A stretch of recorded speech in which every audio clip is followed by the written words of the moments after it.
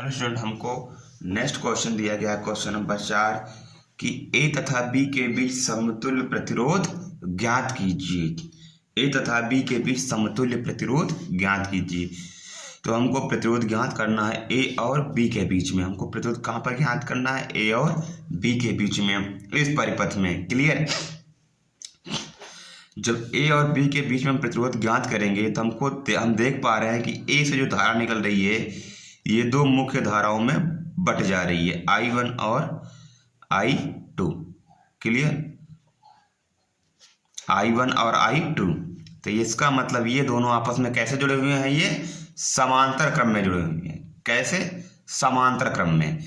यहाँ पर हम देख पा रहे हैं कि ये धारा पूरी श्रेणी क्रम में जुड़ी हुई है। क्लियर? अगर इस धाराओं को हम फैला दें, यहाँ से निकाल दें, तो ये धारा, ये वाली धारा और ये पूरी धारा आपस में श्रेणी क्रम में जुड़ी हुई है। ये वाली और ये वाली आपस में समांतर क्रम में, और ये वाली धारा पूरी आपस में किसमें? श्रेणी क्रम में। तो हम यहाँ पर I2 का परिमाण मान निकालेंगे। तो I2 में क्या है?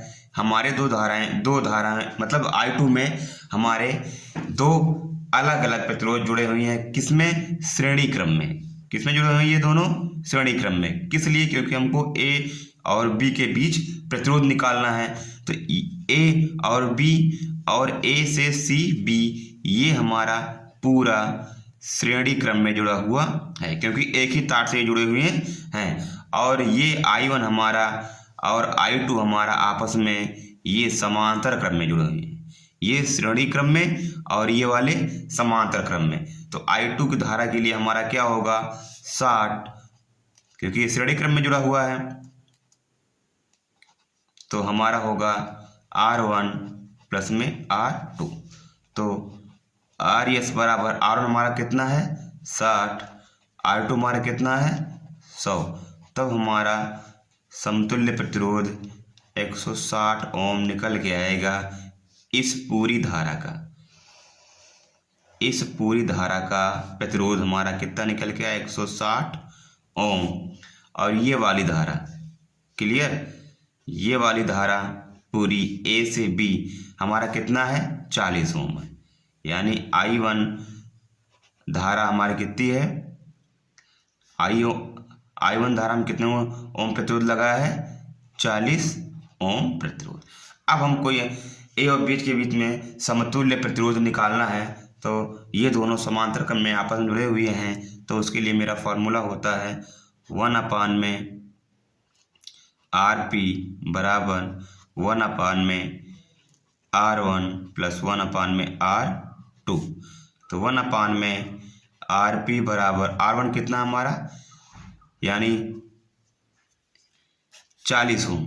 कितना है हमारा? 40 ओम। R2 हमारा कितना है? 160 ओम। कितना है हमारा? 160 ओम। अब करेंगे क्रॉस मल्टीप्लिकेशन आपस में। तो 160 प्लस 40 और 16 चौको 64। अभी अपन जोड़ लेंगे, कितना आएगा ये आएगा 200 बटे में 64। आपस में काट लेंगे, ये जाएगा 1/32 में। तो 1/RP बराबर 1/32। और यहाँ पर RP समतुल्य प्रतिरोध निकल के आया 32 ओम। क्लियर? यहाँ पर फिर समझेंगे। हमको यहाँ पर सर्किट में समझना ये रहता है कि कौन श्रेणी क्रम में जुड़ा हुआ, कौन समांतर क्रम में जुड़ा हुआ है। अगर एक ही धारा से अलग अलग प्रतिरोध जुड़े हुए हैं तो वो मेरे श्रेणी क्रम में जुड़ेंगे। जैसे यहाँ I2 धारा से ये दोनों प्रतिरोध हमारे अलग अलग जुड़े हुए हैं, लेकिन धारा हमारी एक है। तो यहाँ पर ये प्रतिरोध होगा समांतर क्रम में। और यहाँ पर हमारी धारा बट जा रही है, विभाजित हो जा रही है I1 में। तो यहाँ पर ये वाला पूरा और ये वाला पूरा पार्ट आपस में बटी हुई धारा में जुड़े हुए हैं, इसलिए ये आपस में समांतर क्रम में होंगे। तो ये पूरा 160 श्रेणी क्रम में और ये 40 प्रतिरोध समांतर क्रम में, दोनों आपस में जुड़े हुए